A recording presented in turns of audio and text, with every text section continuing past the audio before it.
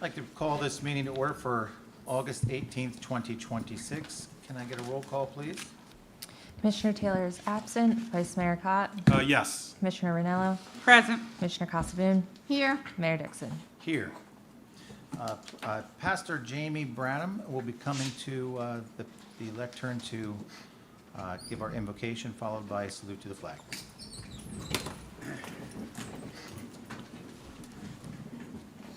Heavenly Father, we thank you for just one more day to give you praise.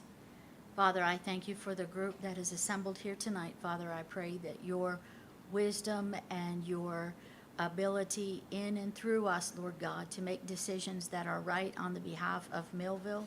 Father, we know that things are not always as they seem, but Father, you bring the possible when we think it's impossible. And so, Father, I pray that you would cover this meeting with your grace, Lord God, and your wisdom. In the precious name of Jesus, we pray. Amen. I pledge allegiance To the flag of the United States of America and to the republic for which it stands, one nation, under God, indivisible, with liberty and justice for all.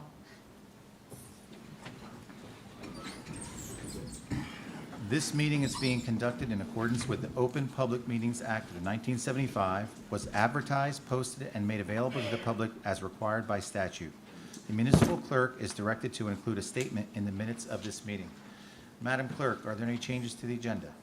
Yes, Mayor. We need to remove ordinance for first reading, item number 4, an ordinance amending the salary ordinance, and remove resolution item number 5, resolution authorizing an amendment to the execution of an application to the New Jersey Urban Enterprise Zone Authority for first-generation urban enterprise zone assistance funds to fund cameras for the Millville Urban Enterprise Zone.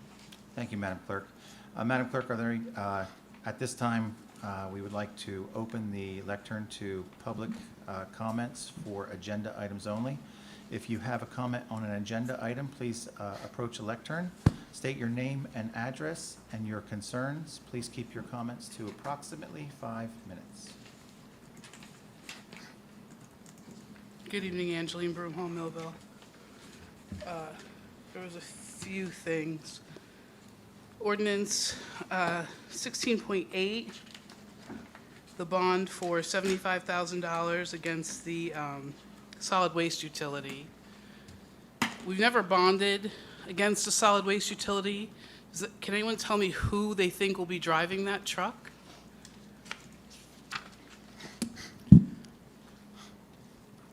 Yes, I can tell you that. This truck is being purchased because it's going to be used by clean communities. So it has to come through the solid waste utility. Why can't it come through streets and roads? We don't have any employees in our solid waste utility. They are the streets and roads. So this vehicle will be used to pick up all the items that the ACUA does not take. Okay. And it'll be used around town also for cleanups. I just want to be very clear, though, if we're bonding money against the solid waste utility, that means the solid waste utility is the ones who have to pay back the bond. The problem with that is seniors and the disabled and permanently disabled veterans will not be able to use that tax bill, it's essentially a tax bill, on their senior freeze. So in addition to the increase this year, because we didn't have enough money for our trash utility, now we're going to add more because now we're going to borrow against a pretend utility anyway. And the people that are going to be impacted the hardest are the ones who are least able to afford it. There's no tax freeze, there's no discount, there's no anything.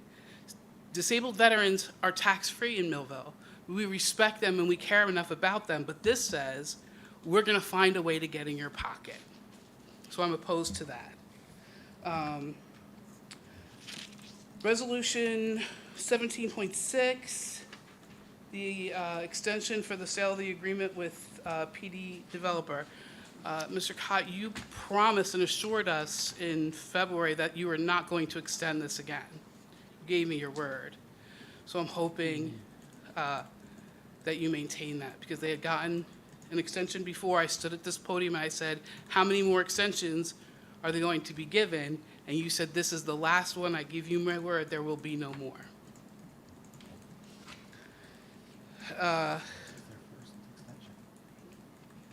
Resolution 17.8, amending the resolution, realign the operational supervision and grant administration responsibilities of the City of Millville Clean Communities. I watched that meeting and I was really disappointed, and I think everyone in this city who took the time to vote should be equally as upset. Every one of the commissioners, other than Commissioner Ranello, admitted that you discussed that. And the only one who didn't know anyone about it was Commissioner Ranello. And it's her department. And you sat there at the work session talking about how we work together, we work as a team, we work together, we work as a team. I mean, I can't even say it as many times as you guys have said it. And it was very obvious to anyone, whether you like Commissioner Ranello or not, that you guys intentionally blocked her out. And that's not what the voters voted for. We voted for 5 commissioners, not 4. And it's fine if you don't agree with her or you have a better plan. That's not my problem. You might have a better plan, and I can see somewhere in these ideas that could be good, right? And I see at least the thought process of what, I can see what you're trying to do, and I'm not necessarily opposed to that. My opposition is working behind and avoiding, and I understand we have the Walsh Act, and you only have 3 people to work together, but Mrs. Casaboon, of anyone, I expected better from you. You sat right there and said, well, I talked to Dan about it, but you didn't bother to speak to the commissioner of the department? That never crossed your mind? You never thought to call her and ask what her thoughts were? That was painful as a voter to watch. And I hope that going forward, I really do, that you all have, as much as I may disagree with many, many things, I don't disagree with everything. And regardless, even if I disagree with everything, I'm not up there. You don't have to listen to me, but you have to work together. You have to. You only got the 5 of yous. You have to work together. And I need you to please, please try to get past whoever's getting their skin rubbed the wrong way. You have to work past that. Your time has expired. Thank you, Ms. Brimmel.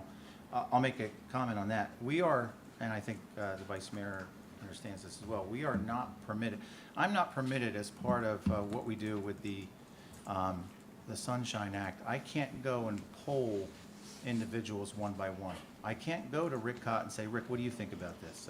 Sherman, what do you think about this? Carol, what do you think about this? Marissa, what do you think about this? That's why we work through our administrator. And I am aware that the administrator did speak to Commissioner Ranello about this topic. That is what he does. You know, we can't always go from person to person to person. We're not really supposed to. I can't go from each one and poll them to see how they feel. That's expressly against, I can talk to one person. I'm allowed to do that. I'm allowed to talk to one person. But I can't go to Carol and say, Carol, what do you feel about this this ordinance? And Rick, what do you feel about this ordinance? And Sherman Taylor, what do you think about this ordinance? That's expressly prohibited against the Sunshine Law, because that's what we do in the work session. The work session is meant where you can see us hash those things out. And I think you did see that. You get to see the arguments and the disagreements right here in front of your eyes, and that's what it's meant to be. If we're sitting here arguing behind the scenes, you don't get to see that. So you get to see us argue with each other. You get to see us disagree, and that's okay. We're not always going to be on the same page. But this was not the first time she heard it. She talked to the administrator either earlier the day or the day before, but he had been trying to make an appointment with her for days before that. Am I correct? Day before. Day before. All right. It was not a surprise at this meeting. Carol and I, Commissioner Cosman and I spoke a few days before that. But we can't, me and Commissioner Cosby can't go to Vice Mayor and say, Vice Mayor, what do you think about this? Breaking the rules. Because that's three of us communicating behind the scenes. So. Mr. Heath. Thank you. Good evening, everyone. My name is DeAndre Heath. I'm a resident here of Millville. I have a couple of questions regarding some of the items on the agenda for this evening. Regarding the redevelopment agreements, we're now looking at a third amendment to these developer agreements. Why have these agreements required multiple amendments? What specifically is changing tonight? And what additional protections does the city receive in exchange for approving these changes? I have another question regarding the Vector truck in the street sweeper, which I'm really happy that it's coming. But I have a couple questions regarding that. Once the vehicle was purchased, who will actually be responsible for the routine maintenance repairs and breakdowns? Will that be performed by city employees or outside contractors? And what is the city's estimated annual cost to maintain and repair this equipment? These are simply not questions about individual agenda items. They are questions about how much the city is borrowing, what residents are ultimately paying, whether the city is receiving the value for that money, and whether our basic municipal services have the resources that they need to operate efficiently. Thank you. So quickly on the PD developers, so when somebody has a redevelopment agreement with the city, what happens is they come to us with a plan and they say, we would like to build this. So the redevelopment agreement spells out exactly what they're allowed to do, when they have to do it, when they have to bring their planning board plans, when they have to close on the property, kind of spells out the entire schedule of what they're supposed to do.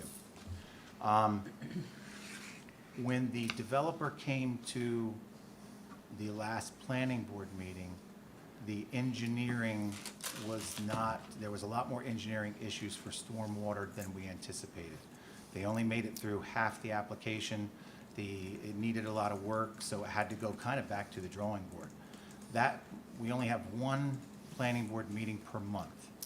And what happens is if you get pushed off a month, then all the dates in the redevelopment agreement are now off. So you have to go back after the fact and you have to say, all right, so this is off. Let's change the planning board submission approval. Let's change the closing date. Let's change the first. So everything gets pushed back because the engineering gets pushed back. And that happens quite often, more often than you would think. Stormwater, the holdup on this was mainly stormwater.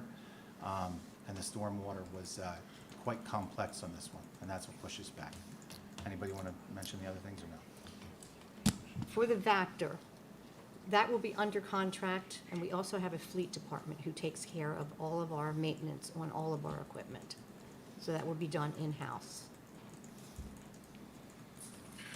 Evening, Tim Sperania. Mayor Dixon, I had that question on this because what you just said didn't make sense. You said, I understand what you said, you can't poll and the commissioners individually, but if four of you knew and the commissioner whose department it was didn't know, wouldn't she be the logical choice to talk to, to discuss what obviously she wasn't aware of? Well, I'll answer right now. Our administrator spoke to the other two commissioners. Me and Carol spoke, and he also spoke to But you just said Commissioner you and Carol spoke. Correct. But it's Commissioner Rinnella's department. Well, as we explained in the last meeting, the person who runs Clean Communities reports to Carol. The person who runs Clean Communities reports to Wayne Gressman. The person who runs Clean Communities works in the Streets and Roads building. The person that we would speak to obviously would be the person that's most closely affected, which would be Commissioner Cosby. Okay, thank you. Hello, Darius, Millville, New Jersey. Is the agenda item for the UEZ appropriations for the cameras still on the meeting today? I'll answer that for you real quick. There are some questions that we want to clarify as far as the just the operational. So when these cameras get here, we want to clarify, we just want to have a plan in place for who is responsible for, monitoring the cameras, which department, when, the operational part of it, as far as, how the police are going to handle them, where they're going to be located, where they're going to be moved to, all those little details that I think we should hammer out. We're kind of getting the cart a little bit ahead of the horse. I fully expect this to be on the next agenda. Okay, yeah, the only concern I had was the actual, I guess, brand of the cameras or the company that you intend to use. I was going to ask if they were going to be like flock cameras or any type of cameras that, I think- have features like ALPRs or, facial recognition, stuff like that. Vice Mayor, you want to handle this one? So that's Officer Taylor's department, but Okay. they don't have facial recognition, I do know that. I don't think they have LPRs. We have LPRs already, which also don't have facial recognition. They only take license plate numbers, and you would need a case number to access any personal information, which means you have to have an investigative report. I only know that from the time I was over there. I know these don't have, but I don't want to answer too much because Commissioner Taylor knows more about that. But I'm positive they don't have facial recognition, and they're not flock cameras. They're LTVs. Flock's actually a brand name. Right, and what's an LTV? I'm sorry, I don't know. Now you're getting me. It's an acronym for their name. Technology. Okay, Yep. understood. All right. To answer your question, I fully expect this to be back on the agenda at the very next meeting. Okay. We're just going to operationally just get details to make sure that everything's lined up, and I'll be surprised if it's not on the next agenda. Understood. All right, seeing no one at the lectern, I'm going to close public comments on agenda items only. Madam Clerk, move on to the bills. Yes, we need a motion to approve the bill list. I'd like to make a motion. Second motion? Can I get a roll call, please?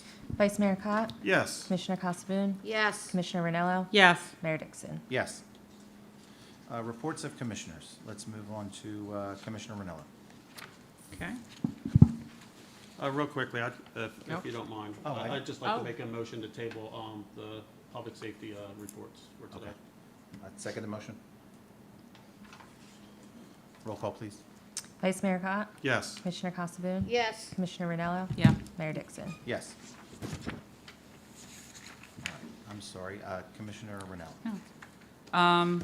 First, okay, I just want to remind everybody that this Friday is Third Friday, August 21st. I encourage everybody to go out to High Street between 6 and 8 to enjoy live music, amazing art at the RRCA building.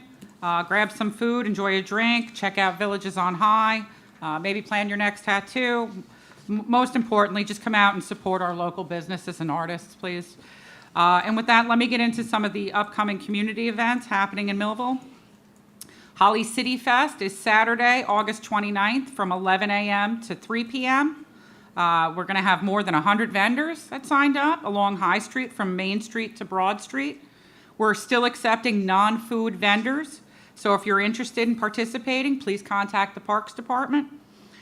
We are now full for the 12 additional Hometown Heroes banners on High Street. That was fast. That was fast. We posted the opportunity through the Parks Department social media page just yesterday, and the additional 12 sponsorships filled that quickly.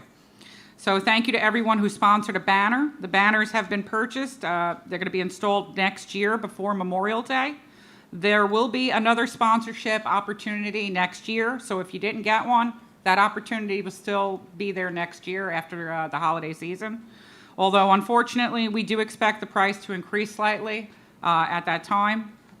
Millville's 35th annual car show is taking place Saturday, September 12th from 11 a.m. to 3 p.m. on High Street. We are still offering free t-shirts to those who register their vehicle. As mentioned previously, these are really beautiful full-colored t-shirts. So we encourage everyone interested in participating to register ASAP. Also, I see the Millville Historical Society here. While the car show is taking place that same day, I want to make sure that everyone knows there is another great opportunity to support our local history. Millville Historical Society will be unveiling the 1886 Whitaker Ice Wagon, which is the oldest vehicle in Millville, at the Wood Mansion at 821 Columbia Avenue from 1 p.m. to 4 p.m. So come, enjoy the car show, and then make some time to head over to the Wood Mansion to see this incredible piece of Millville history and show your support for the Historical Society. There's plenty of time to enjoy both events, and I really encourage everybody to do so. Finally, all of our play streets were very successful this summer. I want to thank the Holly City Development Corporation for partnering with us, Millville Public Schools for joining us out there and providing information to children and parents about schools and all the available programs. Mr. Foamtastic, definitely, for coming out free of charge. He's a great guy. And all of our community partners and public safety personnel who help make each event safe and enjoyable for all of our kids. Our Parks Department has been working hard cutting all of the grass throughout our parks. This week, they're moving to our athletic fields. Next week, if you see them in Corson Park removing benches, it's not because they just want to remove benches, it's because they're replacing them with new benches. Those benches were grant funded, so I'm excited about that small improvement. So thank you to our Parks and Public Property team. We take every opportunity we can to make improvements wherever we can. We also have our sewer utility report for the month of July. In addition to routine duties such as operations, sludge processing, wet well cleanings, sewer calls, and checking the 21 stations there, July's key work included repairs and maintenance to pumps, valves, clarifiers, grit systems, and aeration equipment. They also replaced fire alarm batteries and belts, brushes, covers, and other parts. They also performed routine grounds and equipment maintenance, SCADA updates and reprogramming, and additional work highlighted line by line in their report, which is here on my desk available for viewing for anybody who wants to look at it. The department had 22 emergency calls and 9 emergency station calls. There were 2,962 feet of lines cleaned. Thank you. All right, thank you, Commissioner Manillo. Commissioner Costa. Okay. From the Water Department, Mathis Construction has started the water main upgrade project on Geisinger Avenue. Perna and Finnegan should be finishing the last services on Pleasant Drive. Then they will replace the remaining hydrants on the street with a new one added on the corner of Pleasant and Pearl. Meter Tech has installed 147 new meters between July the 30th and August the 11th of this year. Streets and roads were very, very busy in July. 89 tires were collected, 26 appliances collected, 418 electronic waste received, 208 street sweeping tickets were written, 5,375 bags of loose leaves and grass clippings were collected. Catch basin repair in front of Affordable Tire was completed. Catch basin repair on Chaucery Court was completed. Road repair at 801 North 8th Street was completed. Temporary repair of sinkholes on Union Lake Road was also completed. A sinkhole repair on Mark Drive was completed. There was 141 tons of brush removed from the 3rd Ward from the microburst severe storm that took place on July the 18th. Residents are allowed to continue to put their brush out to the curb until August the 31st, and we're going to begin collecting on September 1st. Please keep in mind that lot clearing is unacceptable. Violations and tickets are going to be issued to anyone that isn't following the rules. Any other concerns, please give us a call at Streets and Roads, 825-7000, extension 7388. And that's all I have for those two. All right, thank you, Commissioner Costa. Vice Mayor Cott. Yeah, pretty much constantly working on the budgets, the capital budget, OPRAs that come in, personnel matters, and litigation. Thank you, Vice Mayor.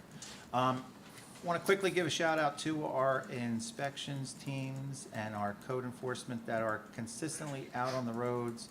And the one thing they are doing really well is finding unpermitted work that's going on. So every month I get a report on the number of permits that we have, and that continually keeps going up each year because I think historically people come to Millville and they try to get around the permitting system. So they're doing a good job at catching that, and now that's why you see the permitting. Permitting does two things. It brings money, to the department, but more importantly, it's a safety issue. If people are doing unpermitted, uninspected, unapproved work, It's dangerous to tenants, it's dangerous to people purchasing homes.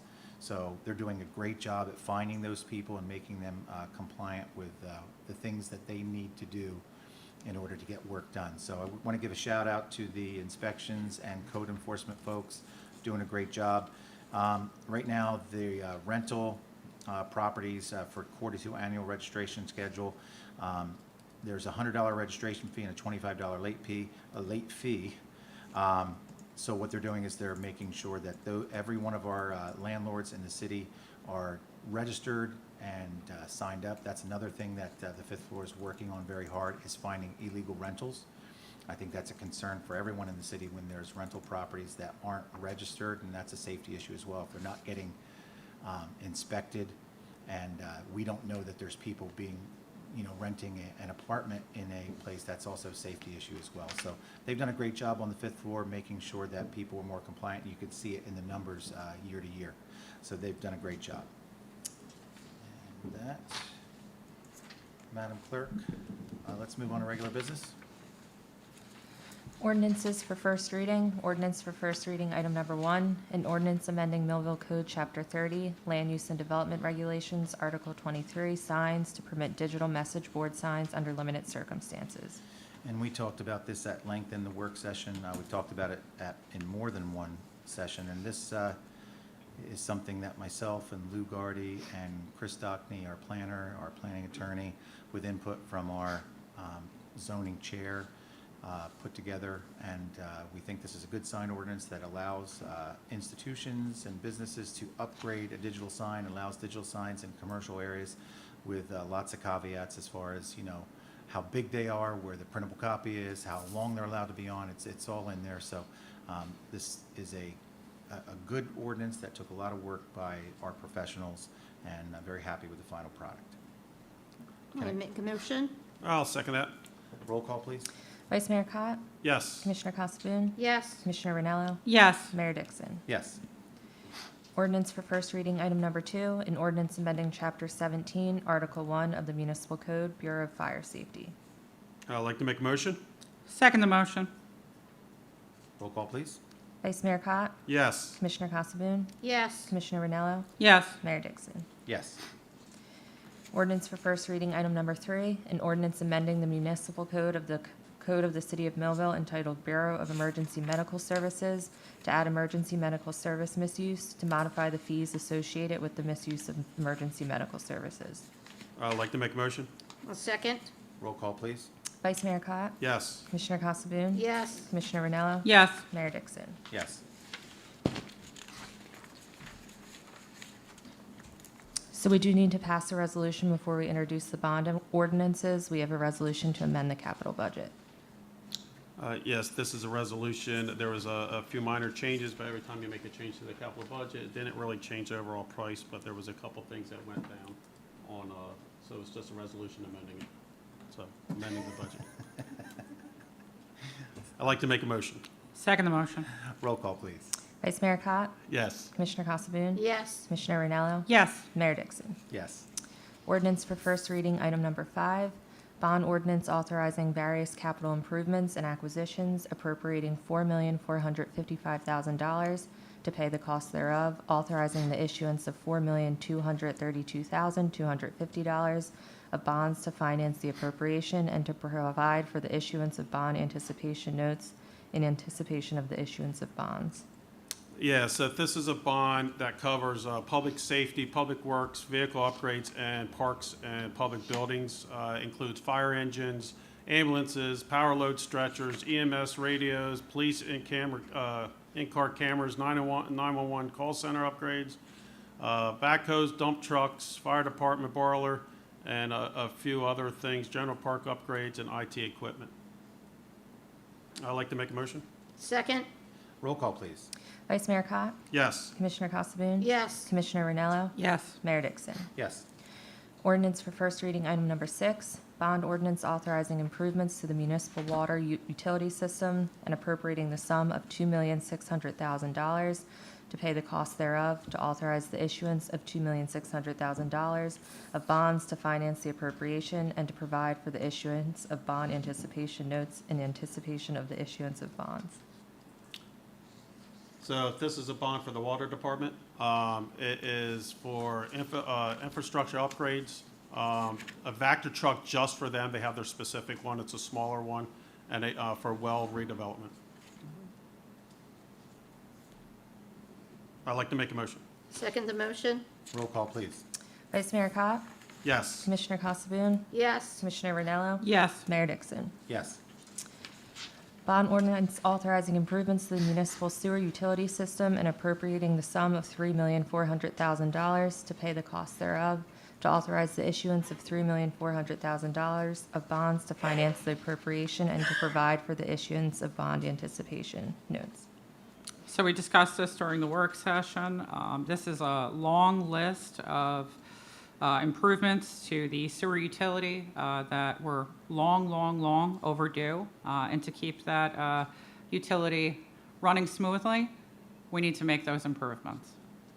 Make a motion? I'll second the motion? Roll call, please. Vice Mayor Kopp, Yes. Commissioner Casabun, Yes. Commissioner Ranello, Yes. Mayor Dixon. Yes.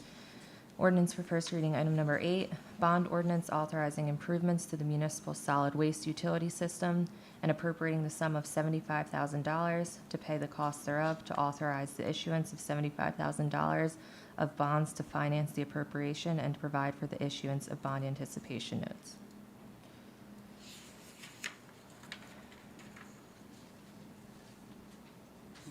This is for that truck for the, this yours? This is for your, yeah, for a truck for the solid waste utility. Yes, it is, okay. Yes. This is the one that is going for Clean Communities, and that, what it will do is pick up everything that the ACUA does not pick up. So it can be used everywhere in the city.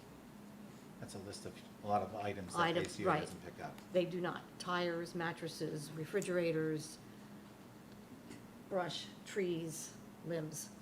Everything that they will not take that's in your can, that's put on the side of the road. That's what we go around and clean up. Commissioner Casabun, I was told earlier today that the truck that they're currently using to do that work in is so rusted out. It is rusted That they're out. afraid that their feet are gonna fall Fall through through it, the yes. floorboard. It's become a safety issue. It is a safety issue, So I was- absolutely I is, didn't go out there yes. and see it myself, but I was told. I from have a- been in it. Oh, you've been in it? I have been in it, You would yes. fit right through the holes. I have. All right, I've trucked so- it, trust me. But it became a serious safety issue from what I'm told, where it was so rusted out that, I think we've all been in trucks like that before, where you put your foot on the floor and it feels like you're gonna fall through it, so This is a vehicle that is over 20 years old. 20 years So old. it has seen its, it's gotten good work out of it. yes, it has. Use out of it. Yes. 20 years working for a Yes. city. All right. Can we get a motion? I'll make a motion. Second the motion? Roll call, please. Vice Mayor Kopp, Yes. Commissioner Casabun, Yes. Commissioner Ranello, No. Mayor Dixon. Yes. Ordinance for first reading, item number 9, capital ordinance providing for the purchase of various equipment for use by the city of Millville in the county of Cumberland, New Jersey, and appropriating $166,000. Yes, if this is a bond for a lot of the smaller items, but still capital budgets, engineering equipment, fleet equipment, and things like that. But they're smaller and they come under a different capital budget. Yes. I'd like to make a motion. I'll second the motion. Roll call, please. Vice Mayor Kopp, Yes. Commissioner Casabun, Yes. Commissioner Ranello, Yes. Mayor Dixon. Yes.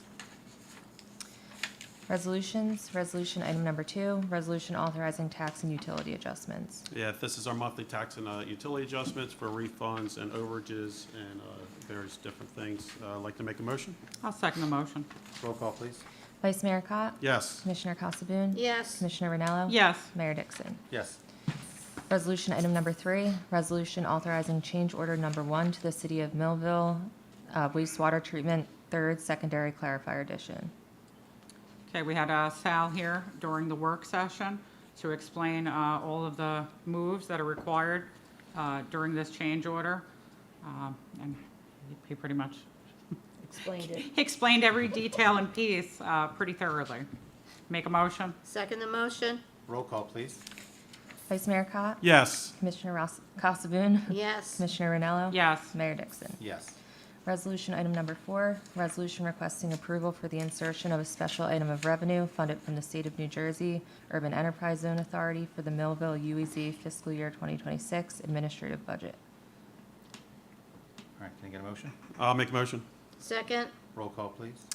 Vice Mayor Cott? Yes. Commissioner Casabun? yes. Commissioner Ranello? Yes. Mayor Dixon. Yes. Resolution item number 6, resolution of the City of Millville in the County of Cumberland, New Jersey, authorizing the execution of a third amendment to the redevelopment agreement and purchase and sale agreement with PD Millville Redeveloper LLC for property identified as Block 124, proposed lot 1606 on Buckshootum Road. All right, I hope I answered this earlier. Can we get a motion? I'll make a motion. Second, Roll call, please. Vice Mayor Cott? Yes. Commissioner Casabun? yes. Commissioner Ranello? Yes. Mayor Dixon. Yes. Resolution item number 7, resolution of the City of Millville in the County of Cumberland, New Jersey, authorizing the execution of a third amendment to the redevelopment agreement and purchase and sale agreement with PD Millville Redeveloper 2 LLC for property identified as Block 136, proposed lot 1.04 at 1400 Dividing Creek Road. And this is the same thing as one before. There's two pieces of property, so there's two separate redevelopment agreements on the same, kind of the same project, but two different locations. Can I get a motion? Like to make a motion? Second, Roll call, please. Vice Mayor Cott? Yes. Commissioner Casabun? yes. Commissioner Ranello? Yes. Mayor Dixon. Yes. Resolution item number 8, resolution realigning the operational supervision and grant administration responsibilities of the City of Millville Clean Communities Program. So if I'm not mistaken, Commissioner Ranello actually made some, you guys got to see us kind of battle a little bit, and that's okay. But Commissioner Ranello made some good points. Even though the solicitor told us we are perfectly capable of splitting duties between commissioners, it is cleaner just to have it fall under one commissioner, and I think the resolution does say that we are keeping it directly under the Public Works Department, which would be Carol Casabun. So they're not being split at this point. They're completely under Commissioner Casabun's, and it just makes sense that way. And that's where we are. My concern is that Section 4I could leave the Public Works Commissioner responsible for grant communications and compliance, while decisions or directions may come from elsewhere, creating accountability without corresponding control. My vote will reflect that concern. Can I get a motion? Make a motion? Second, Roll call, please. Vice Mayor Cott? Yes. Commissioner Casabun? yes. Commissioner Ranello? No. Mayor Dixon. Yes. Resolution item number 9, resolution authorizing the purchase of a jet-backed truck. Make a motion, I'll second the motion. Roll call, please. Vice Mayor Cott? Yes. Commissioner Casabun? yes. Commissioner Ranello? Yes. Mayor Dixon. Yes. Resolution item number 10, resolution authorizing the purchase of a street sweeper. Make a motion, but both of these have been in the capital budget, so this is something that is definitely well needed for both. Make a motion, I'll second that motion. Roll call, please. Vice Mayor Cott? Yes. Commissioner Casabun? yes. Commissioner Ranello? Yes. Mayor Dixon. Yes. We have now reached the public comment portion of our meeting. Anyone who would like to address the commission, please go to the podium, state your name and address and your concerns. Please limit your concerns to approximately 5 minutes. Hello, everyone. Darius, Millville, New Jersey. All right, so here's my public comment. Good evening. I live roughly 500 feet away from the Quickfill located on North High Street. During the recent double homicide there, I was awakened by gunfire. Residents should not have to wake up wondering whether they need to duck inside their own homes. Obviously, police have to investigate who committed this crime, but the city government has to ask, why do certain people, businesses, properties, and locations repeatedly become environments where serious violence and disorder are allowed to develop? And what are we doing to make Millville extremely inhospitable to criminal behavior? By that, I mean concentrate enforcement on repeat violent offenders in hotspots, address public drinking, open air drug activity, unlawful loitering, and quality of life issues before they become normalized, improve lighting, camera security, and environmental controls at problem locations, and make enforcement visible so people know actions have consequences here. Millville should be hospitable to families and law-abiding residents and legitimate business owners and high friction for persistent criminal behavior. This brings me to the repeat problem premises. Millville already has a framework on the books. Chapter 11, Article 9, Business Occupancy Permit, addresses businesses creating a nuisance in fact, and provides a process involving notice and opportunity to correct violations and potentially suspension or revocation of said business license. I'm proposing we operationalize that into a municipal PIP, municipal performance improvement plan for repeat problem premises. One shooting should not automatically shut down a business, but repeated shootings, weapons, incidences, fights, drug activity, public drinking, unlawful loitering, or excessive police calls should trigger a formal review. Police, code enforcement, fire, licensing officials, and the ABC, when applicable, should determine what keeps happening, what management has done about it, and what needs to change, and then reassess the location in 30, 60, or 90 days. Also hear that residents need to call the police more. I agree, but reporting cannot be the entire strategy. The people committing or tolerating illegal activity are not necessarily going to call the police on themselves. And once the city has already had calls for service history, officer observations, prior complaints, known hotspots, and repeated incidents, at some point, it stops only being a reporting problem and becomes a city management problem. I also want to reiterate the police communication issue that I raised 2 weeks ago. Recently, New Jersey State Police asked the public to help locate a wanted individual identified as being from Millville on serious drug charges, and specifically asked people to share that alert. I did not even see Millville Police repost it. This is the exact communication gap that I mean. Social media should be a central part of the crime-fighting strategy, not an occasional bulletin board. Gun recoveries, violent crime arrests, DUIs, wanted person alerts, and everyday crime enforcement should be routinely visible to residents. And then finally, regarding the trash and recycling issue that I repeatedly raised, some people may still litter. That is not a reason to make responsible behavior harder. Provide the infrastructure, maintain clean public spaces, and enforce the standard. So my ask is simple.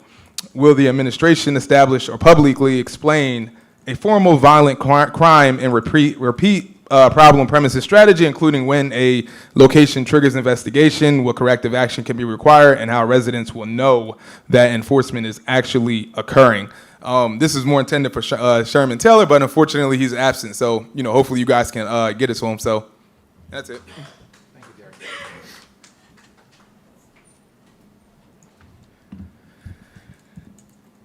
Good evening, everyone. Again, DeAndre Heath, resident here of Millville.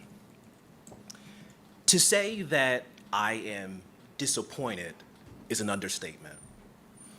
Now, I understand the legality reasons of maybe why some things cannot be said. But at the same time, I expect one of the five of you, specifically Commissioner Taylor and Mayor Dixon, who handle public affairs and public safety, to address our citizens about a double homicide that occurred here. No one said anything at all. Oh, you know what? We have an ongoing investigation. There's no threat to public safety anymore. You left residents out here to figure out what happened, trying to piece together the story from about what they heard or about what they seen. That is a failure in leadership. It seriously is. And I am disappointed to this day still. And I know that all of you in this room have seen my post on Facebook and what I said. And the mayor is in the good and the bad and the ugly. I saw they tagged you in it. You could have come on and said something. The same way that you have the opportunity. Excuse me, I'm not done talking yet. I'm blocked from that group. Oh, so I'm sorry. I do apologize. I thought you were in there. Nope. Okay. However, with that being said, the same way that you and Commissioner, the same way that you, Dan, and Vice Mayor Cott have your talk show thing, you could have done the same thing to address the issue. Thank you very much. Have a good night.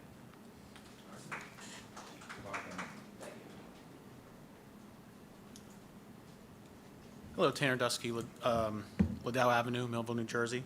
Just want to say thank you to Commissioner Ranello for sharing our ice cream social event with the Historical Society. She cut my speech in half, so totally great. And I just want to say thank you for honoring our veterans with the banners on High Street. I drove down, put a smile on my face to see two of my uncles, former Mayor Sumner Lippincott and Dale Wetstein, to be properly honored in the city that they loved. So just really thankful for that. So I spoke here 2 weeks ago about James M. Wells, Millville's first mayor. He was elected 160 years ago in 1866, the same year Millville became a city, and that same year he founded Mount Pleasant Cemetery and served as its first superintendent and later its president. As far as anyone's been able to determine, his grave has been unmarked. This changes in 2 weeks. The stone was donated by Bob Francois, who's the former president of the Millville Historical Society, and Bob Nuske, who's the Mount Pleasant Cemetery president, who's covering the foundation. S&J Today ran a story online on the project last week for anyone who wants the full history. The dedication is Thursday, September 3rd at 4 p.m. at Mount Pleasant Cemetery, the anniversary of Wells' death. I wanted to say thank you to Mayor Dixon, who will be speaking, and Commissioner Ranello for coordinating with me for the event. A Millville student vocalist will perform, and Jim Quinn will be filming it and airing it that evening at 7 o'clock. Everyone is welcome. On the ice cream social, I just wanted to add that Franklin Pangburn, who's 93 and a Korean War veteran, he'll be the master of ceremonies. He rode that wagon as a small child. He would deliver blocks of lake-cut ice along with his father, and he'll be there to unveil it. 2 pieces of Millville history in 2 weeks, and I hope to see some of you there. Please check, also just for anyone interested, please check out the Millville Historical Society page and give us a follow for any updates. Thank you. Thank you. Mr. Deskey.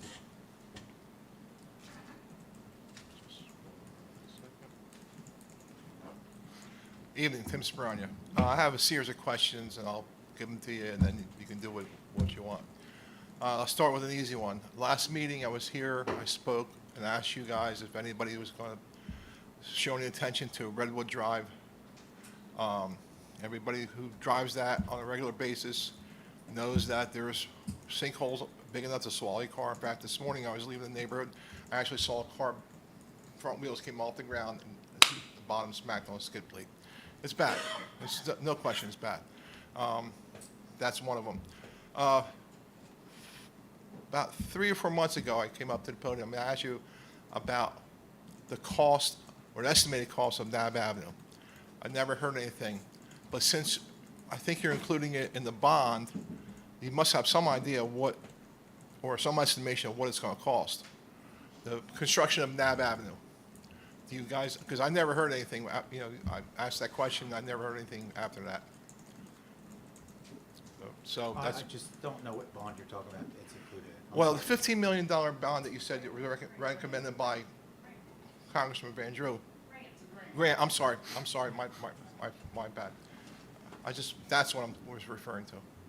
Was it bond the grant? There should be some kind of notification or what it's going to cost us, right? That's 17 million. 17 million is the cost of the project. For the 1 mile of road. I said the same thing. Okay, thank you. The other question I have, there was another redevelopment plan that was in parallel, I guess, with the one we discussed on ordinance CRP. What's happened with that? I was told it was all scheduled for closing back in April, and it's a $10 million deal. It's $10 million that the city desperately needs. I don't have to tell you that. You guys know that. I want to see if there's any progress on that. I really don't want to get into the double homicide. It's a tragedy. It's something that's endemic of this city. I think that, you know, when you had less cops in the last 2-3 years, and you have more cops now, and it seems like crime is getting worse. If you drive by, and I have brought it up many times, why don't we just put grills out by the 600 block of High Street? Because there's kids running around, you know there's drug use, you know there's alcohol use. It's gotten worse. I mean, if I was going to do a satire on coming to Millville, I mean, that would be like, on the left here, we have Millville's version of Skid Row, but don't worry, if anybody gets hurt, we have a complete care right there across the street to help them. And it's a sad statement, but that's the truth. So the other one, and I really, like I said, the motorcycle parade that came from Bridgeton and Fairfield. I noticed that Millville's police officers were kind of escorting them up Cedarville Road. And I just thought to myself, the directive from the AG said no more pursuits. They didn't say it was lawful for somebody to ride on the road with an uninsured vehicle or unregistered vehicle.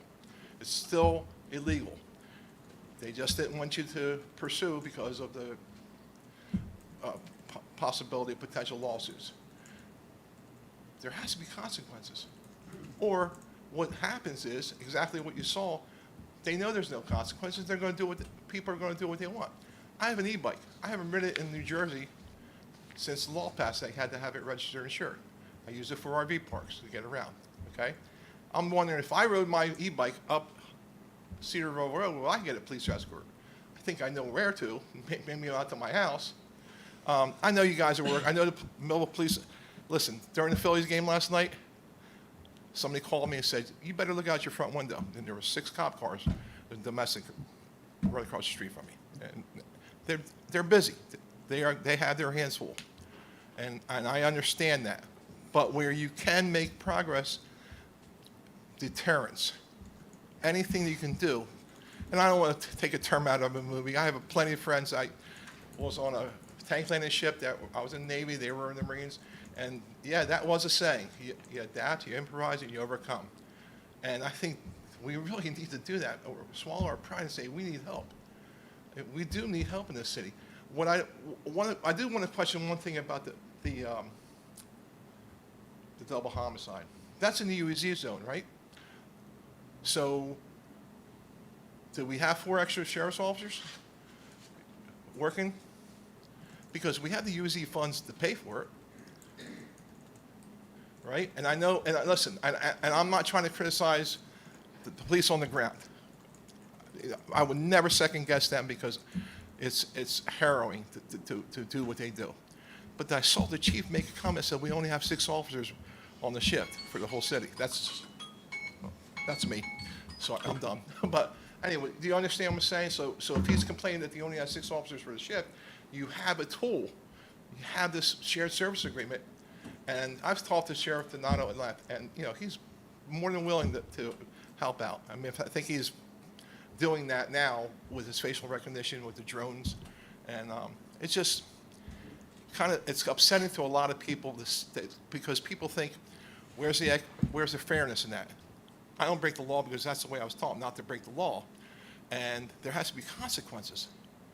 And I know that this state isn't the best, especially in a climate where every metric in the country shows violent crime on the downward trend. Millville seems to be going the opposite way. So that's just food for thought. Thank you.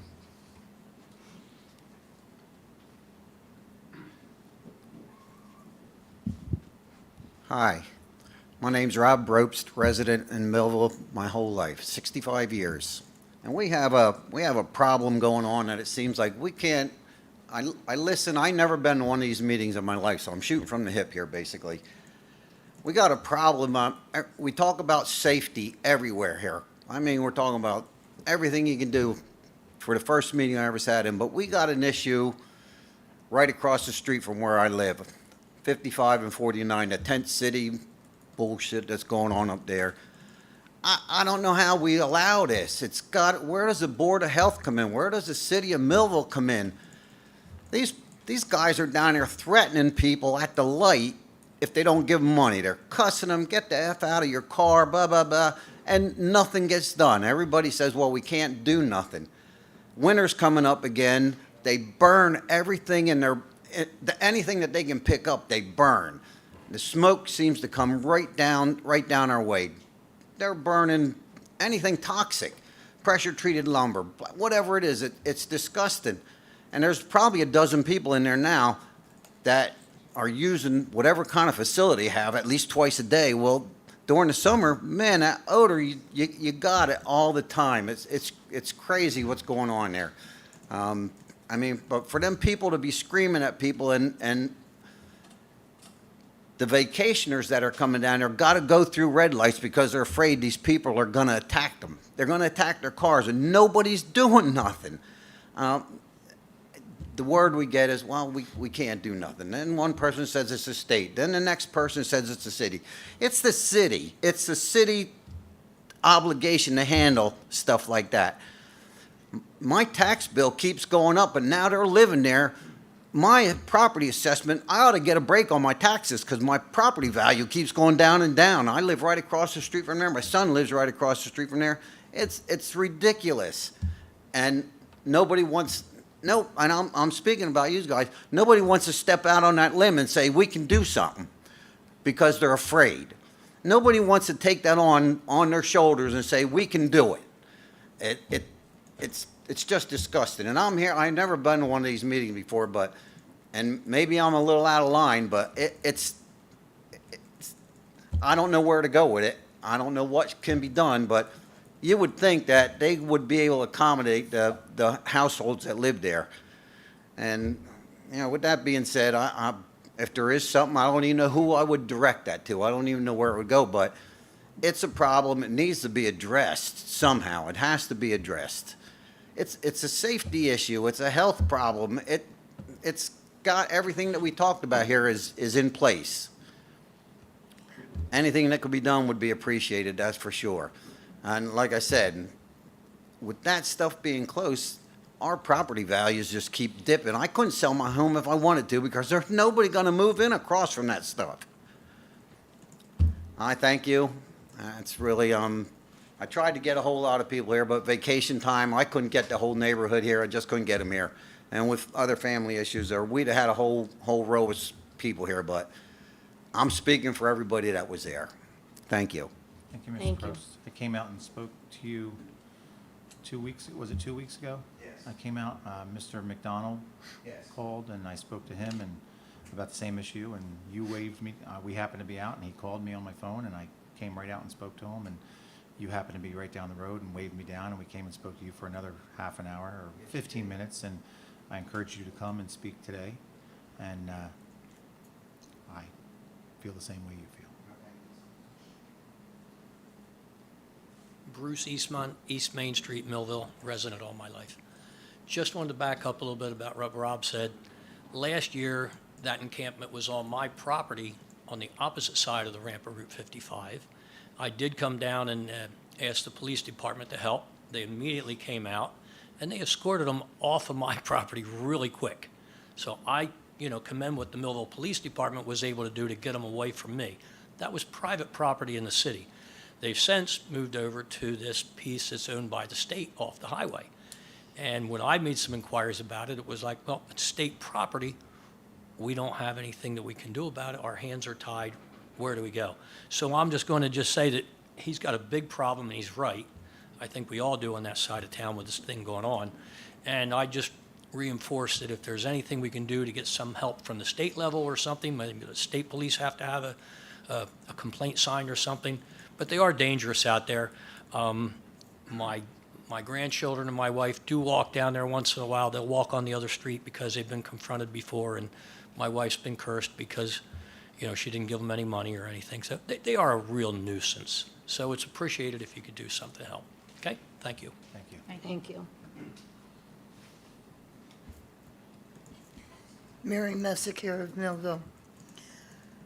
I know times are where we have to sit there and do less, try to do more with less. All places seem to be shorthanded. But what I find very appalling is the fact, I know for a fact, that Commissioner Rinaldo has turned around and has given the electric company, because I know these street lamps are part of the electric company's problem, their responsibility. She's given numbers left and right of poles.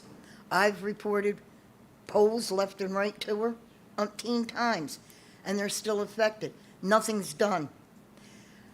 And since the storm in July, especially July 6th storm, there's still parts of the city that have gotten debris still left over from that storm, with trees and sidewalks looking like somebody done hit it with a jackhammer. That's wrong. They need to do something, and if you ride through this town as a DoorDasher, you ride through this city because you're doing the nighttime door dashing. It looks like somebody forgot to pay the electric bill, or we've got an eclipse. That's dangerous. That's a safety issue. I've seen multiple people wearing dark clothing, just walking out in the street, or they're standing in the middle of the street having a conversation. Don't care how slow you go. Half the time you can't see them. I personally don't like using high beams. I don't want to blind anybody, and I sure in the heck don't want somebody blinding me either. But if I have to ride around with high beams just to make sure I see people, then I'm sorry, I'm going to have to do that. That shouldn't be. I myself have reported multiple times while door dashing incidences and things that I've seen to the police department. One incident, there was somebody walking around in the middle of the street, looked like they were dazed, or like they were one of the characters out of The Walking Dead. Had no clue if they were high, drunk, or what the case was. But it's been reported. I don't have a problem reporting to the police department. I know what the police department can do, and I know how hard their job is. Yes, I am the daughter of a retired narcotics cop from the city of Newark, and I've made no bones about the fact that I'm not originally from here. I'm originally from Newark, but I know what the city can do, and I've said it time and time again, and I know a lot of people don't appreciate the fact that I say this city needs to bring back the Neighborhood Watch program. It worked. We done cleared out. A good example, when it was in third, it was in almost every ward in this city, and there's 6 wards to this city. Third ward alone, in less than 3 months, took that crime rate down to half. And by the time it was 11 months into it, there was only 1 incident. Thank you, Ms. Messon. Appreciate your comments. Mr. Mayor, could I just ask, which department has the responsibility for the overhead lights from the electric company? Is that you? Thank you. Good evening, John Wetstein, Chief of the Department for the Millville Fire Department. I'd like to report on an incident that happened August 6, 2006 at 130 South 2nd Street. We were dispatched for a gas leak, which is not uncommon for us to go to. We arrived on location and monitored the apartment where the call came from, and we had elevated levels of natural gas. After monitoring the rest of the building, the gas leak was throughout the entire building. Upon the recommendation of South Jersey Gas, we evacuated the entire high-rise, and I'd like to thank Trinity First Hope Center because they were having a meeting at that time. I took over the building. We got all the residents in there and kept them in there. Atlantic City Electric arrived. We turned the electric off to the whole building to get rid of a source of ignition for the gas. Once the gas was turned off by South Jersey Gas, we ventilated the entire building, and we were allowed to then turn the electric back on and get all the residents back in. So I just wanted to come up here and thank, of course, the members of my department, fire, EMS, who constantly monitored the residents. But I want to thank the residents for being understanding and working well with us and allowing us to do this. We had no issues, no complaints, no problems. But thanking South Jersey Gas, Atlantic City Electric, and the maintenance supervisor for the Millville Housing Authority. In the emergency services, you never know what you're going to come upon, but in my time, I've never evacuated an entire high-rise. So I just want to publicly thank the residents for being understanding and working well with us. They did a good job, And again, thank the Trinity First Hope Center for allowing me to commandeer their building and turn the air conditioning on and use it for some of the elderly residents that needed to stay out of the heat. Thank you. Thank you.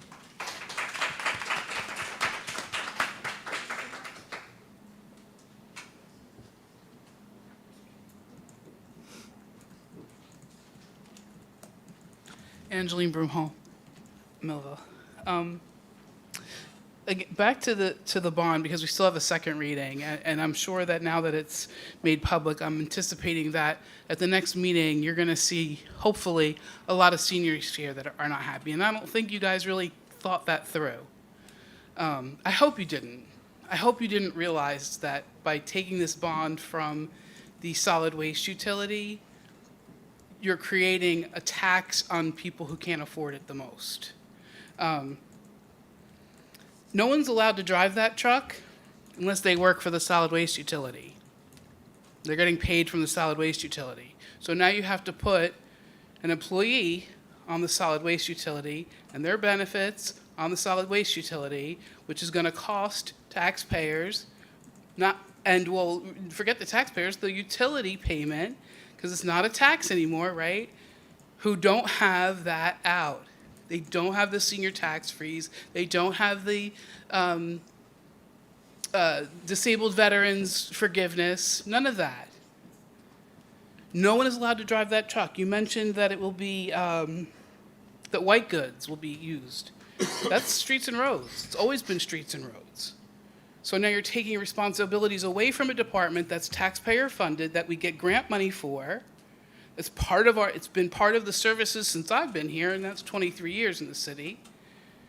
And now you're going to put it over to the solid waste. You're turning this tiny little thing, which was actually a hustle to not have a big tax increase. That's what it all was, let's be honest. Originally, you guys didn't create it, but originally this whole thing was a hustle. Okay, you got us, they got us, but don't make it worse. This trash utility is very burdensome, cumbersome for the people who really cannot. The people that you're trying to keep here are the ones paying that bill. And you're pushing them away. And you're not thinking it through. This is all, your clean communities can be used to buy the truck. You don't need to bond. You don't need to put it on the solid waste. You can use clean communities to buy the truck. Why a utility truck? If you're just loading up mattresses and tires and trash or whatever, what do you need bins and some fancy utility truck? You need more bedroom, I would assume, right? More room in the bed of the truck than a utility truck. You're not going to need screwdrivers and wrenches and drills. And that makes the truck more money.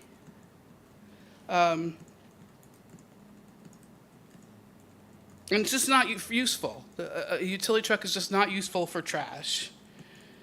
And it's a problem, because now that if you open up this wallet and you're looking at the trash utility as a wallet where we can dip in, where we don't want to pay here, pay there, we're going to do clean community, we're going to do UEZ, we're going to just put it right up into this instead of having to add to the taxpayer, and now it goes to our trash. And we all know what's going to happen. We only have a few more months before you have to sit down with the ACUA again. They're going to raise their fees.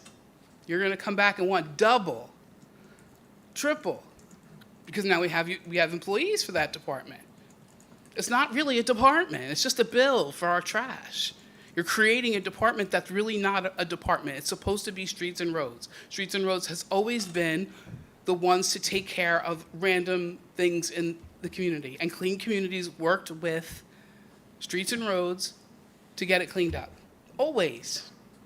To add this to the utility is a big, big, big financial mistake, and it's a big burden on many, many taxpayers. The only other thing I'd like is please bring back the sheriffs. Anybody who knows me would think it's crazy, but Sheriff Donato, man, what a hero he is. What an amazing thing it was when we used to, in that short period of time, and we saw those silver cars riding through town. You knew it. Try to misbehave. You see him. He's right there. That silver car is right there. You're not going to misbehave. You could see it clear as day. And when you saw those silver cars coming through town, people behaved. You stood up straight. What happened was a tragedy, and I don't know the reasons, and it's none of my business or whatever, but at the same time that's happening, we're getting things on social media about, well, what am I supposed to do? We only got 6 and 8 cops. Are you kidding me? 6-figure salary, and you're on social media while people are being executed in our streets, talking about we only have 6 to 8 cops, and we can't get the sheriff back in? Please get him back here. Please beg him to come back here. Thank you, Ms. Brindle. Thank you.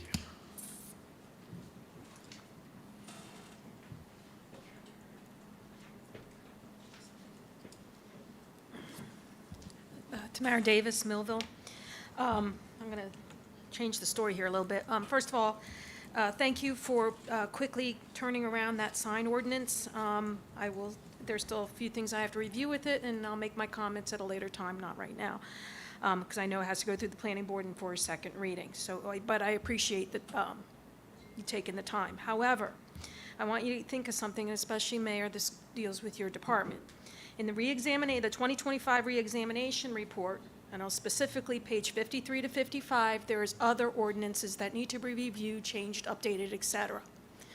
So with the same fervency as you did the sign ordinance, which is one you could check off that list, I hope you could do the ones that are suggested in the reexamination report. One that is not included in that particular, on those pages, and this is very important, this was brought up a few months ago by another resident, is the, and this could possibly be a priority, is something known as the CCO, which means before a house can be sold, someone from the city goes there to inspect it, not just for fire and safety, to make sure that it's a legal single-family home or a legal conversion. All right, make sure anything that, any work was done was permitted. It can get into very detail, and yes, the buyer, potential buyer should be paying for that, not the city. That is important, because this will lead me to my next question. You mentioned that the housing inspectors are doing their thing, but what I'm curious about is when a housing inspector goes and checks for these apartments and such, do they in fact know that the apartments that they are looking at is actually a legal conversion at one time? How far back do they go in the history? Because we shouldn't be inspecting apartments that were never legally converted. And there's things that happened way before your time, I'm sure, that, you have no control over. They're, not your fault per se, all right? And people just did what they wanted to do at the time, but this is the time to stop them. Because this is how you deal with the LLCs that are out of town and don't, and have just buy a property and say, okay, just put a coat of paint on it and we'll rent it and see what happens. And that particular property was never legally converted, or could have not been legally converted. Okay, I hope that makes sense.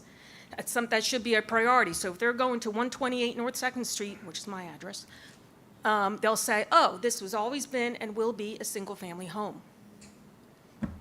But they walk in and it's split into 5 apartments.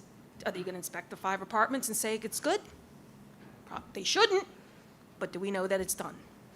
Okay? Shaking your head up and down is one thing. Confirming whether it's done or not is something else. So that's something that should be looked at. The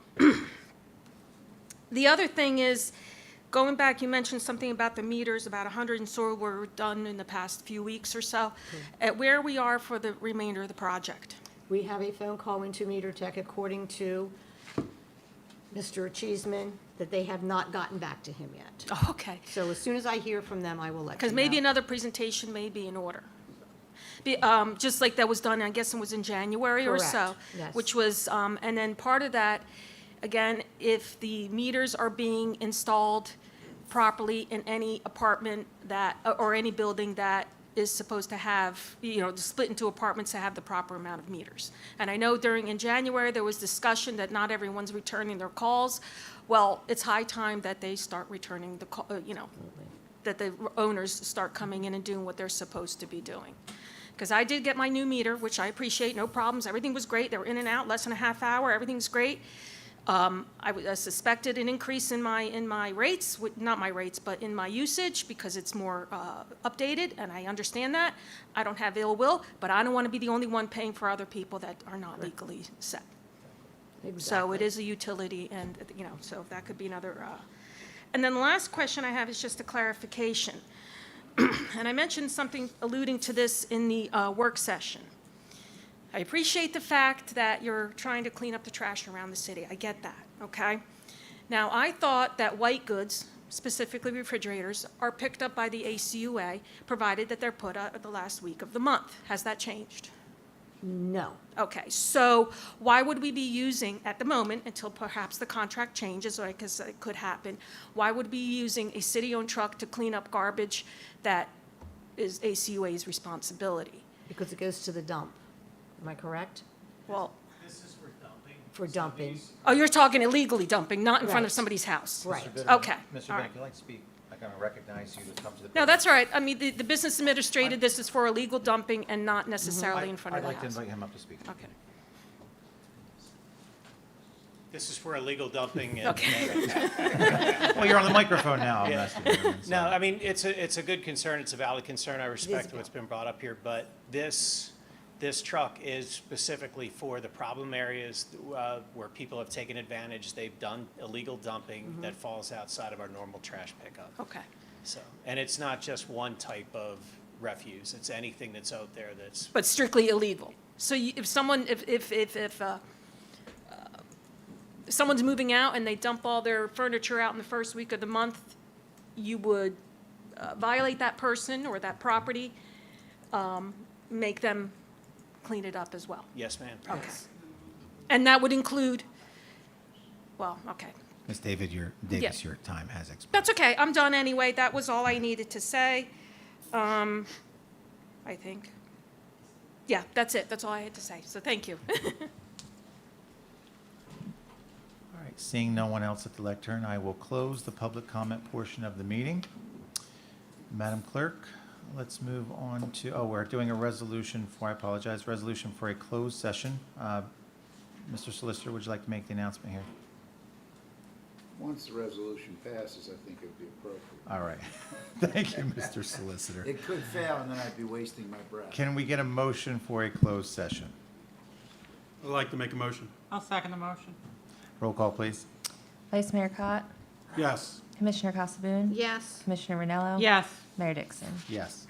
Ladies and gentlemen, the commission just voted to go into closed session. I anticipate the closed session will take approximately 10 minutes, possibly as much as 15. If we're going to be more than 15 minutes, I will come out and advise you as to how much longer time that we will need. Please understand that at the conclusion of the closed session, the governing body may or may not take any formal action.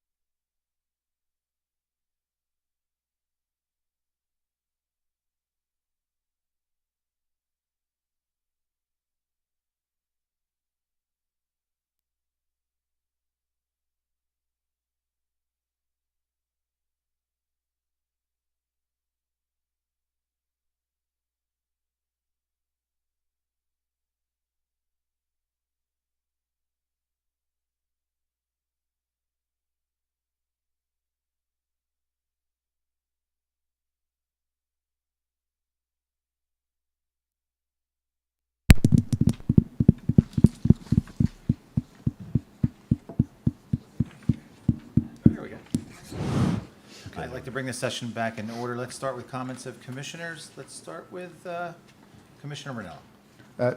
Before you do, Mayor, it's now 7:41. We're out of a closed session. At this point, the governing body is not going to take any formal action. Thank you, Mr. Solicitor. Commissioner Ranella?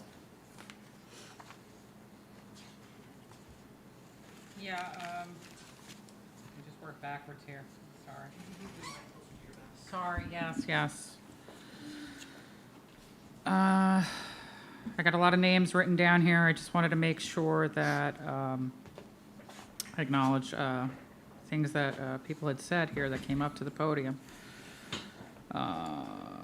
Start with, well, he's no longer here, but to address something that Mr. Sparagna said, and I see Mr. Hewitt is no longer here either, but I wanted to clarify that in 2024, myself, Mr. Hewitt, along with the governing body at the time, with the assistance of Mr. Russell, who was then our solicitor, we had a resolution to write to the Attorney General, who was Mr. Platkin at the time, on the conflicting guidance of ATVs. We are fully aware that law enforcement can't chase them, but it was of my opinion at the time that we could make an effort to stop them. And unfortunately, we never ever got a response when that letter went out from the Attorney General on that clarification, but we did try to make an effort to get that clarified. Mr. Heath, where did he go? There he is. I'll be honest with you, sir, when there is an investigation or anything that happens like that, I don't get a phone call. I don't know what's going on the streets exactly. You know, our chief and all of our law enforcement, prosecutor's office, whoever, every time we have a serious crime, it's not like that, you know, they call up Commissioner Ranello and give them a complete update of what's going on. It's an investigation. I know just maybe a smidge more than the public knows. Mr. Smith, I gotta be honest, sir, I don't think it would be appropriate to penalize businesses solely for criminal conduct that occurs on their property. You can't really determine when and where a crime is gonna happen. If I owned a store, I'm sure I wouldn't be, or a bar or whatever, I wouldn't be happy about having a crime occur on my property. I don't think anybody is inviting or excited about crimes occurring on their property. Unless the business is responsible for the conduct, I don't see how you hold the business liable for the things that happen. Also, Mr. Probst came up, the other gentleman, referring to the property on 55 and 49, the wooded area. Commissioner Cotton and myself have been out there once, twice, it feels like twice, but maybe it was once, and we are fully aware of what that property looks like. Perhaps we need to do another visit out there and push to make sure that the state is actually doing what they need to do to get that area cleared. So I hear that. Myself and Commissioner Cott will definitely, Vice Mayor Cott will definitely talk about that, and hopefully we can get some action going there. Mary, believe me, I do hear you. I'm starting to wonder if it's an electrical issue. I'll talk to Samantha tomorrow, and we'll get her on the line at Atlantic City Electric and see what's going on, because that is a little weird over there. And as well, there's another lady who's reached out to me as well. And she has a similar issue that's kind of been held up in limbo there, so hopefully we could get those resolved quickly. As far as, you said trees down and things like that, Streets and Roads worked really hard with the Parks Department. I know that the Union Lake Area Park got hit really, really hard. We still have trees down, we're aware of them. Some of those are really, really big, and they're gonna need to be contracted out, and Samantha's working on that now. And I think that is all I have for the moment. Thank you. Thank you, Commissioner Ranello. Commissioner Cospin? Okay, Mr. Spragna is not here. But we are aware of Redwood Drive, and they are working on issues. There is a lot of issues, infrastructure in the city of Millville roads, unfortunately. Mr. Bropes, again, and Mr. Eastmont, I do know that Vice Mayor Cott and Commissioner Ranello, several times I've seen you there at 55. We're well aware of that. I didn't know it was an issue again. I thought we had taken care of that. Mr. Dusky, thank you for keeping the Millville Historical Society alive and keeping the history of us. We need that. We need that in this time. Mary, good to see you again. I was wondering where you've been. I agree about Neighborhood Watch. Unfortunately, I'm afraid that society today is not what it used to be. They don't want to get involved. There's very few of us that want to say. So if it would work, wonderful. But it's just the sign of the times, unfortunately.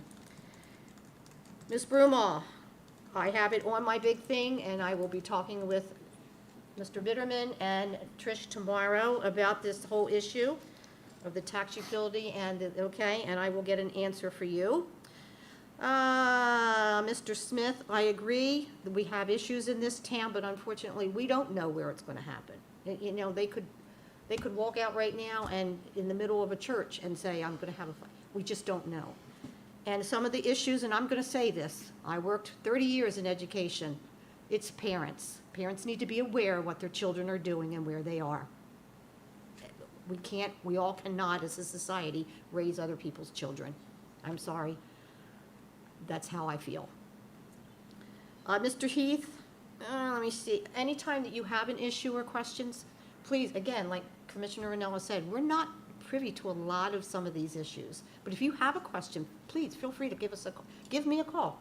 I will try and get an answer for you and get back to you, okay? And if I would be remiss if I didn't say this, Teresa Murphy in my Streets and Roads Department just completed. She did. She is now a professional grant writer, and she performed her duties at Rutgers and has passed. So Wonderful. Congratulations to her. It's Thanks. one more excellent thing that we need for the city of Millville. She can write some grants, hopefully. And that's all I have. Thank you. Thank you, Commissioner Casabun. Vice Mayor Cott. Yeah, the State Highway 55 and 49, I feel like, I feel extremely bad for that situation. Me and Commissioner Ranello walked through there. Everybody was gone when we went through. It was a state property. We had county help at that time. We probably had 15 different services there to try to help anybody we may find in there. We didn't find anyone. We were told that they were, the state, because it is state property, we were told they were going to clean it up, and then the snowstorm hit. We gave them that. Then they scheduled another date to clean it up. So I extremely apologize. That's on that far side of town. No excuse. I have not been over there to know that it was back. I know it was ginormous. That 55 and 49 was ginormous. That will be a top priority. I didn't realize there was people back in there. So we will definitely be checking that out very, very shortly.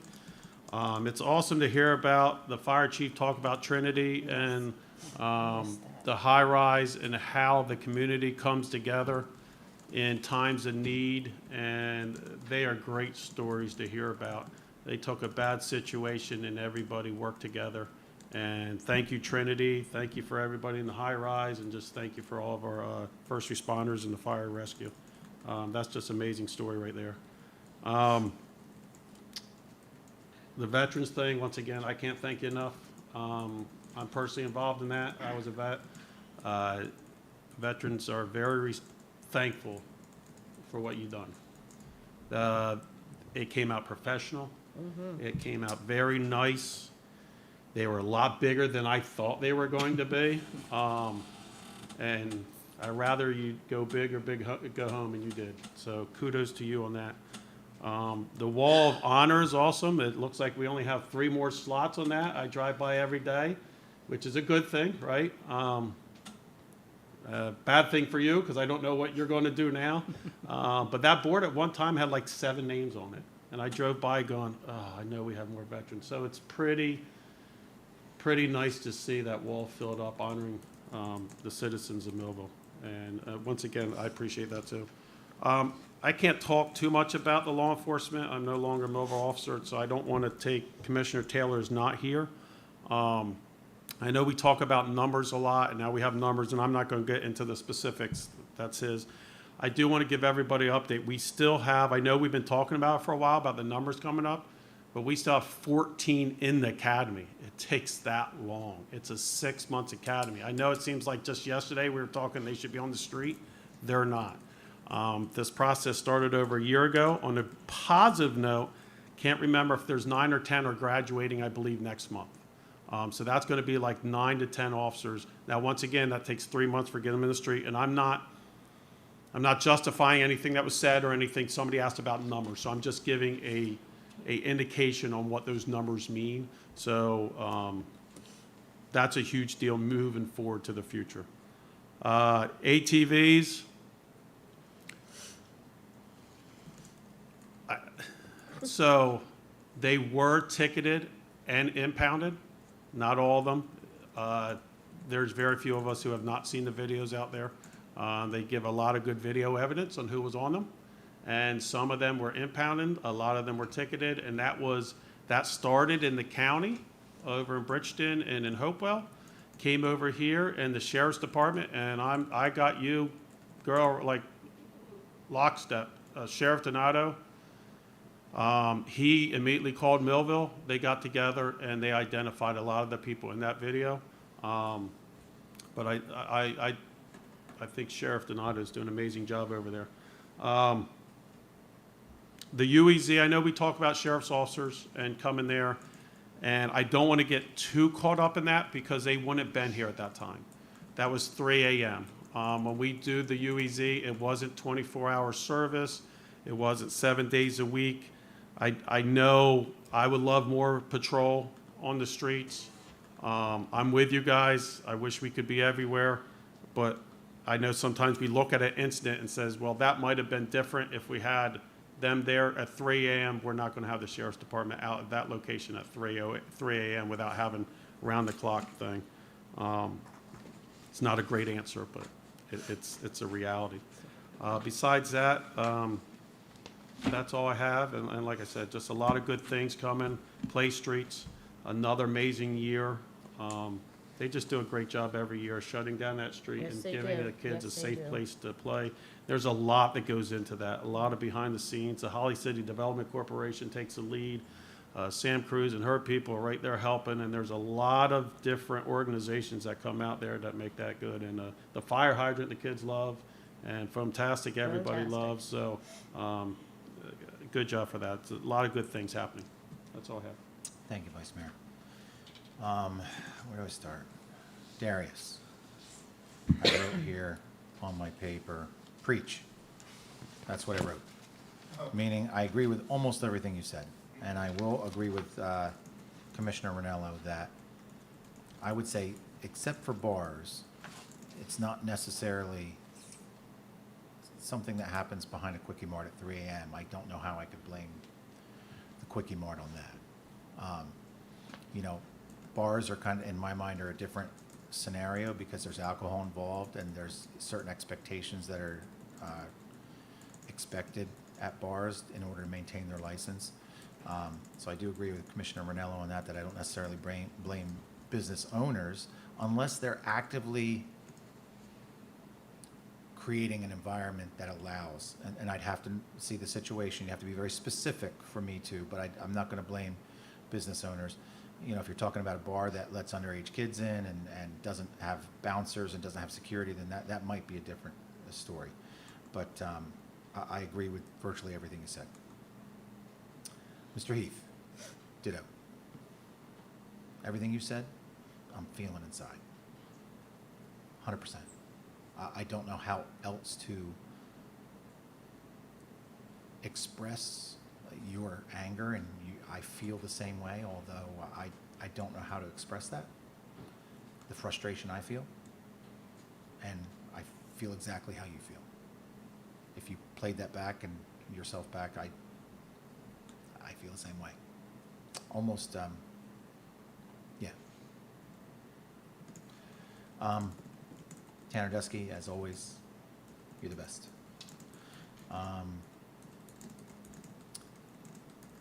Mr. Spragna, his comments on public safety, agree 100% as well. Redwood Drive, just in case he's watching this, I have spoken to engineering. I know you've spoke to your side, we've spoken to engineering. That is in the works, Mr. Spragna, so it's, as we know, nothing happens quickly. We're working on that. To answer his costs about Nab Avenue, 17 million. When I, Vice Mayor, when you heard 17 million, I was like, and we all say 17 million for a road that goes across that open field? Yeah, it's a lot of money. I'm gonna tell you why, and I'm not gonna try to take too much. Why is Nab Avenue so important? I remember when I went to a meeting and I was given the floor for a moment, and they said, nah, say something. And I said, we are committed to finishing Nab Avenue. It's something that's been talked about. Now, CRP, there's 3 phases of that project. 2 of the phases that's happening out at the industrial park are contingent upon Nab Avenue. Throughout the course of that, our redevelopment attorney says they've never seen a pilot. It's so much in favor of a city. Normally, pilots favor, the developers. This pilot is an amazing pilot for the city. In the course of 30 years from that one project, the city is going to collect about $200 million in revenue.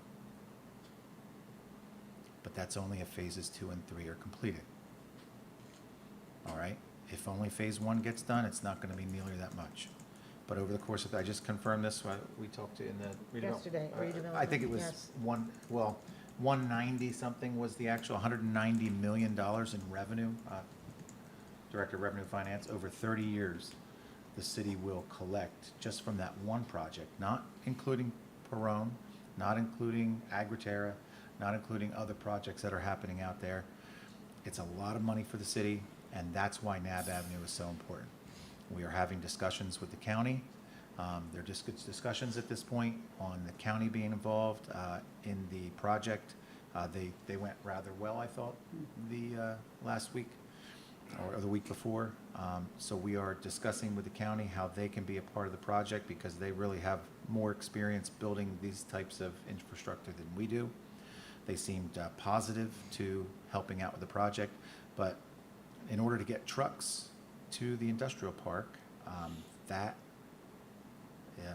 road is vital. It is vital. As a work, you don't want all those trucks going through the city. Industrial parks are meant for industry, and that's what we're doing out there. So 3 big projects on the way, and that's why Nab Avenue is so important, not only for the traffic, but also for the revenue that phases 2 and 3 will bring. That's why it's so important. Skip over that. Mr. Probst, I did mention earlier that I went out and spoke to Mr. Probst and Mr. McDonald about the problem. I encouraged them to come here and talk about it.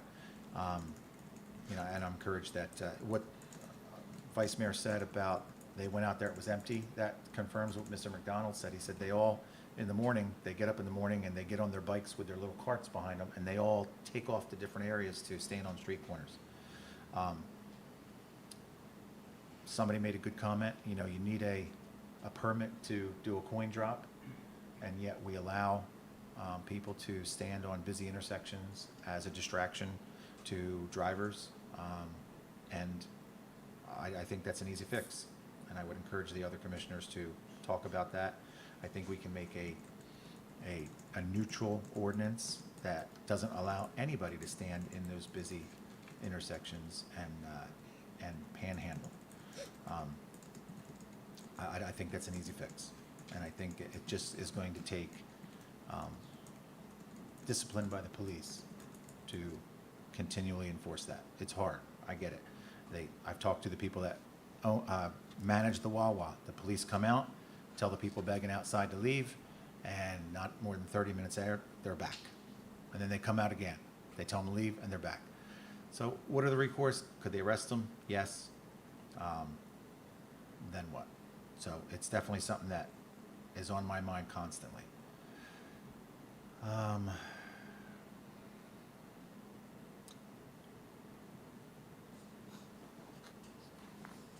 Sorry. Ms. Davis, the CCO, that is in the works. we're working on that. You mentioned something else. I forget what it was that Mr. Spragnan mentioned inspections. Or was it you that mentioned inspections before we sell a house? Somebody did. It's something that's been mentioned. I just spoke about that late last week with code enforcement. That's something that's going to be in the works. That's something we're heading toward. You know, it takes a lot of work to get towards something like that, but having the personnel in place to be able to do it. But that's something we talked about just last week. So we're moving that direction at inspecting homes before they're sold. Because Sean Friel on the fifth floor said a lot of times what happens is they sell homes and they're in such disrepair that the tenants come in there, and now we're dealing with those problems. And if it were taken care of at the time of sale, those problems would be mitigated before they were even sold. So that's in the works. And water meters, I did make those big videos about water meters. I could make another one with Ms. Carol Casaboon's permission to talk about water meters again. You love. No, you were speaking about any chance to get on camera, Ms. Davis. I'll take it. But yeah, getting people. I'll give him the data. Yeah. I'll make a video anyway. I know you will. All right, but that's all I have, and hold on. Yep, that's all I have. So thank you, commissioners. I know we all work hard. I know we don't always agree, but I know we all have the best intentions and we all work hard. Sometimes getting to where we need to be can be a messy and sometimes public spectacle, and yet I want to assure the public that everybody sitting up here or not sitting up here at this moment has the best intentions for the city. I know I don't. I wake up every day and I come in here thinking about, that I probably engage with our business administrator more than anybody. I said if we're ever in a place where we could rearrange offices, I want an office with a glass door between us so we can see each other, because we constantly walk back and forth. We're doing it. I want a see-through window where we can talk to each other. But we're all very busy. We're all very busy and we're all engaged, and I thank all the commissioners for their hard work, and you too, Vice Mayor. With that, can I get a motion to adjourn? Like to make a motion? Second the motion. Roll call, please. Vice Mayor Cott? Yes. Commissioner Casaboon? Yes. Commissioner Ranello? Yes.